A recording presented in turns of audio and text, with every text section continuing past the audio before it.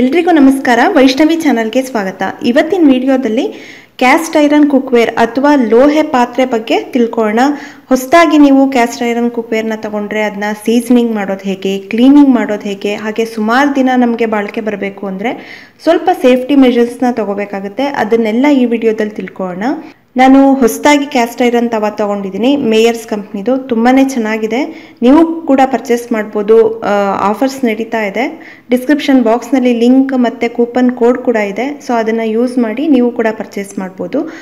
ಇದಕ್ಕೆ safety handles ಕೂಡ ಕೊಟ್ಟಿದ್ದಾರೆ, ಹಾಗೆ ಪ್ರೀ ಸೀಸನ್ಡ್ ತವ.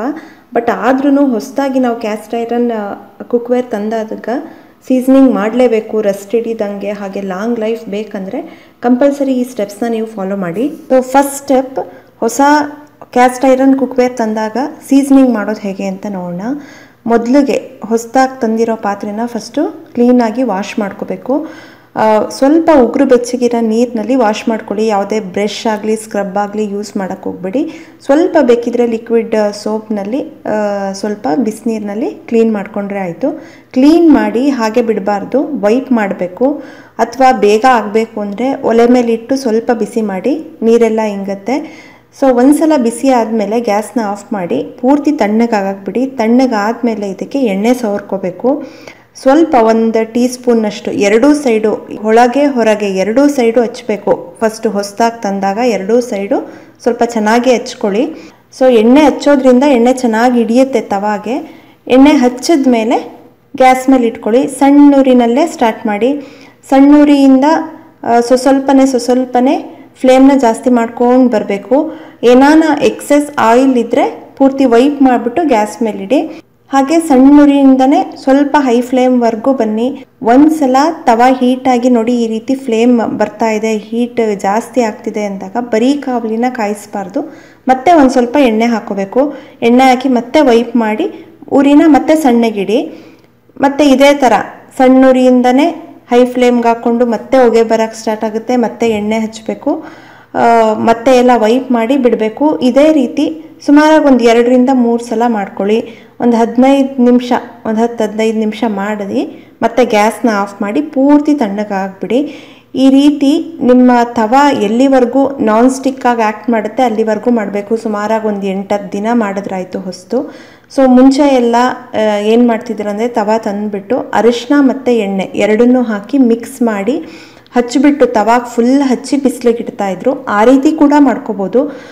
ಅದನ್ನು ಅಷ್ಟೇ ಒಂದು 10-12 ದಿವಸ ಮಾಡಬೇಕಾಗತ್ತೆ. ಇದನ್ನು ಈ ಪ್ರೊಸೀಜರ್ ಕೂಡ ಮಾಡ್ಕೋಬೋದು.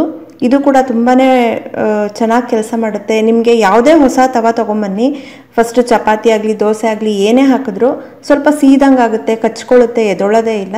ಸೊ ಈ ರೀತಿ ಸೀಸನಿಂಗ್ ಮಾಡೋದು ತುಂಬಾ ಇಂಪಾರ್ಟೆಂಟು. ಇದು ಮೇಯರ್ಸ್ ಅವ್ರದ್ದು ಫುಲ್ ಪ್ರೀ ಸೀಸನ್ಡ್ ತವ. ಇದಕ್ಕೇನು ಸೀಸನಿಂಗ್ ಮಾಡಬೇಕಂತ ಇಲ್ಲ, ಡೈರೆಕ್ಟಾಗಿ ನೀವು ಮಾಡ್ಕೊಂಬಿಡ್ಬೋದು. ಬಟ್ ಯಾವುದೇ ಹೊಸದಾಗಿ ತಂದ್ರೂ ಸ್ವಲ್ಪ ಸೀಸನಿಂಗ್ ಮಾಡೋದು ಒಳ್ಳೆಯದು. ಸೊ ಸೀಸನಿಂಗ್ ಪ್ರೋಸೆಸ್ ಆಯಿತು. ಈಗ ಕ್ಲೀನ್ ಮಾಡೋದು ಹೇಗೆ, ಯಾವುದಾದ್ರೂ ಫುಡ್ ಪಾರ್ಟಿಕಲ್ಸ್ ಏನಾದರೂ ಅಂಟ್ಕೊಂಡಿದ್ದು ಕ್ಲೀನ್ ಮಾಡಬೇಕು ಅಂದಾಗ 1-2 ನಿಮಿಷ ಬಿಸಿನೀರನ್ನ ಹಾಕಿ ಬಿಟ್ಬಿಡಿ. ಅದಕ್ಕೆ ಬೇಕಿದ್ರೆ ಲಿಕ್ವಿಡ್ ಡಿಶ್ ವಾಷರು ಅಥವಾ ಸೋಪ್ನೋ ಏನಾನ ಹಚ್ಬಿಟ್ಟು 1-2 ನಿಮಿಷ ಬಿಟ್ಟರೆ ಆ ಜಿಡ್ಡಂಶ ಎಲ್ಲ ಬಂದ್ಬಿಡುತ್ತೆ. ಬಿಸಿನೀರಿಗೆನೆ ಜಿಡ್ಡಂಶ ಎಲ್ಲ ಬರುತ್ತೆ. ನಾರ್ಮಲ್ ಸ್ಪಾಂಜಲ್ಲಿ ನೀವು ಕ್ಲೀನ್ ಮಾಡಿಬಿಟ್ಟು ವೈಪ್ ಮಾಡಿ ಇಡಬೇಕಾಗತ್ತೆ. ಇದನ್ನು ಸಿಂಕ್ಗೆ ಅಥವಾ ನೀರೊಳಗೆ ಬಿಟ್ಬಿಡಬಾರ್ದು. ಸೊ ಅದರಿಂದ ಈ ಕೋಟಿಂಗ್ ಎಲ್ಲ ಹೊಟ್ಟೋಗುತ್ತೆ. ಇದೆಲ್ಲ ವಾಶ್ ಆದಮೇಲೆ ಕಂಪಲ್ಸರಿ ವೈಪ್ ಮಾಡಬೇಕು. ಅಥವಾ ಗ್ಯಾಸ್ ಮೇಲಿಟ್ಟು ಸ್ವಲ್ಪ ನೀರೆಲ್ಲ ಆವಿಯಾಗೋವರೆಗೂ ಇಟ್ಟು ತಣ್ಣಗಾದ್ಮೇಲೆ ಇದಕ್ಕೆ ಎಣ್ಣೆ ಹಚ್ಚೋದು ತುಂಬಾ ಇಂಪಾರ್ಟೆಂಟು. ಜಾಸ್ತಿ ಏನು ಬೇಕಿಲ್ಲ, ಒಂದು ಅರ್ಧ ಟೀ ಸ್ಪೂನ್ ಹಾಕ್ಕೊಂಡ್ರು ಸಾಕು. ಎರಡೂ ಸೈಡು ಎರಡೂ ಬದಿ ಪೂರ್ತಿ ಎಣ್ಣೆ ಹಚ್ಚಿ ಎಕ್ಸಸ್ ಏನಾದ್ರು ಆಯಿಲ್ ಇದ್ದರೆ ಸ್ವಲ್ಪ ವೈಪ್ ಮಾಡಿಬಿಟ್ಟು ಒಂದು ಡ್ರೈ ಪ್ಲೇಸಲ್ಲಿ ಇಡಬೇಕಾಗುತ್ತೆ. ನೀರು ಇರೋ ಅಂಥ ಜಾಗದಲ್ಲಿ ಅಥವಾ ಒಂದ್ರ ಮೇಲೊಂದು ಇಡೋದಾಗಲಿ ಆ ಥರ ಮಾಡಬಾರ್ದು. ಇದ್ರ ಸರ್ಫೇಸ್ ಎಲ್ಲ ಹಾಳಾಗುತ್ತೆ, ಹಾಗೆ ಸ್ಕ್ರ್ಯಾಚಸ್ ಕೂಡ ಆಗುತ್ತೆ. ಸ್ಕ್ರ್ಯಾಚಸ್ ಆದರೂ ದೋಸೆ ಚಪಾತಿ ಯಾವುದು ಸರಿಯಾಗಿ ಬರಲ್ಲ. ಸೊ ಒಂದು ಬಟ್ಟೆ ತೊಗೊಂಡು ವೈಪ್ ಮಾಡಿ ಡ್ರೈ ಪ್ಲೇಸಸ್ಸಲ್ಲಿ ಇಟ್ಕೊಳ್ಳಿ. ನೀವು ಲೈಫ್ ಟೈಮ್ ತವನ ಯೂಸ್ ಮಾಡಬೇಕಂದ್ರೆ ಕೆಲವು ಟಿಪ್ಸ್ನ ಫಾಲೋ ಮಾಡಬೇಕು. ಡೈರೆಕ್ಟಾಗಿ ನೀವು ಹಾಟ್ ತವನ, ಬಿಸಿ ತವನ ತೊಗೊಂಡೋಗಿ ಸಿಂಕ್ಗಾಗಲಿ ಅಥವಾ ತಣ್ಣೀರಿಗೆ ಇಟ್ಬಿಡಬಾರ್ದು. ಇದರಿಂದ ಕೂಡ ಡ್ಯಾಮೇಜ್ ಆಗೋ ಚಾನ್ಸಸ್ ಇರುತ್ತೆ. ಮತ್ತು ಇನ್ನೊಂದು ಇಂಪಾರ್ಟೆಂಟ್ ಏನಂದರೆ ಕಾವಲಿ ಕಾಯಕ್ಕೆ ಬಿಟ್ಬಿಡ್ತಾರೆ. ಅದು ಹೊಗೆ ಬಂದು ಆ ಮೇಲ್ಗಡೆ ಕೋಟಿಂಗ್ ಎಲ್ಲ ಎದ್ದೋಗಿರುತ್ತೆ. ಸೊ ಕಾವಲಿನ ಯಾವತ್ತೂ ಒಂದು ಸಲ ಕಾದ್ಮೇಲೆ ಸಣ್ಣ ಉರಿ ಇಟ್ಕೊಂಡು ಚಪಾತಿ ಆಗಲಿ ದೋಸೆ ಆಗಲಿ ಏನೇ ಮಾಡೋದಾದ್ರೂ ಇಮಿಡಿಯೇಟ್ ಹಾಕ್ತಾ ಇರಬೇಕು. ಮಧ್ಯದಲ್ಲಿ ಗ್ಯಾಪ್ ಬಿಟ್ಟು ಕೂಡ ಸುಮ್ಮನೆ ಕಾವಲಿ ಕಾಯಕ್ಕೆ ಬಿಟ್ಟರೆ ಕೂಡ ಆ ಕೋಟಿಂಗ್ ಎದ್ದೋಗುತ್ತೆ. ಇನ್ನೊಂದು ಇಂಪಾರ್ಟೆಂಟ್ ಏನಂದರೆ ಫ್ಲೇಮು.